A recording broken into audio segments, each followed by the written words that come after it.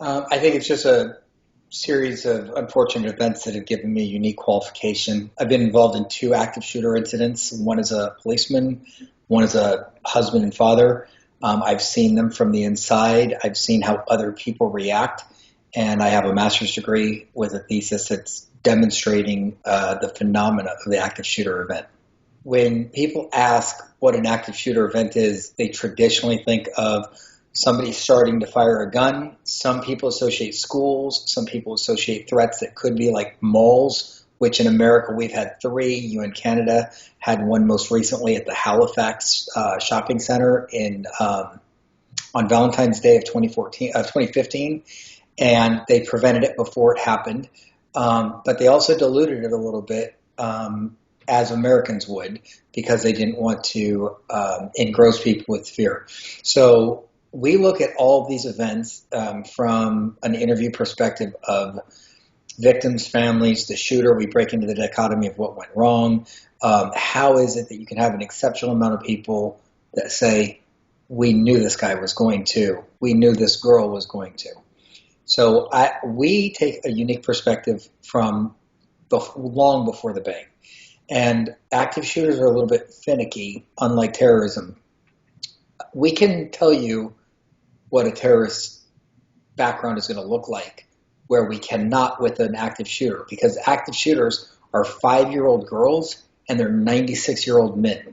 Prevention means discerning between what the motives are of somebody that's really upset, that wants to move forward and carry out carnage based off some type of retaliation, which is very specifically an active shooter event or a critical incident, because it doesn't necessarily just mean a gun.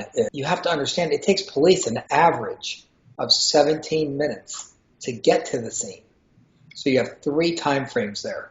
0 to 7 minutes when the active shooter is happening, 7 minutes to 10 minutes that the people that were affected first are affected what they need to do, and then 17 minutes and after when the police get there, how to clean up the scene. When people want to do something, good or evil, they're going to find a way to do it. And what we need to do is look at this from the beginning, before the gun goes off. How do we effectively change society's thoughts on prevention? I don't have direct knowledge that there is something in place right now, but I do have direct knowledge that there's something being worked on right now.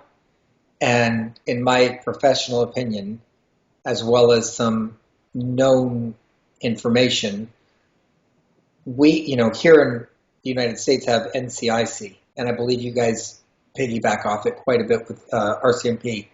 And it's a clearinghouse for, like you said, pedophiles or murders on the loose, or you want to be on the lookout.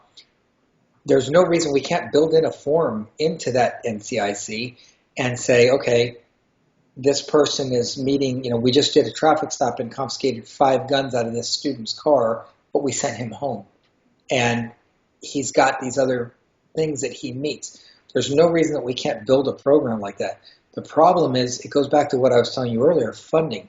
Active shooter event, somebody is upset and they're trying to right some perceived wrong, historically. A terrorist event, they have religious, ideological, and political motives and goals.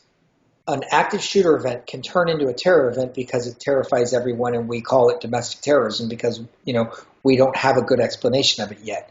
Terrorism, though, hides behind active shooter events and uses weapons in mass forms, and they quickly turn into active shooter events.